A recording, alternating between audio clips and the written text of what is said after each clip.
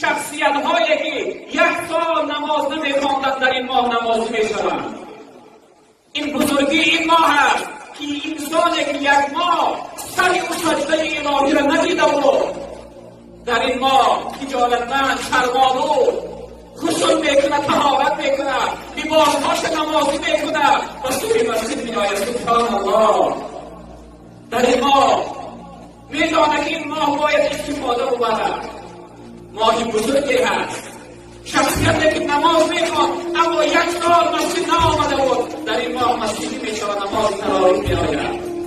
شخصیتی که 1 سال نماز شب نخوانده بود در این ماه نماز شب خوان میشود. اینها از بزرگی این ماه هستند برادران عزیز.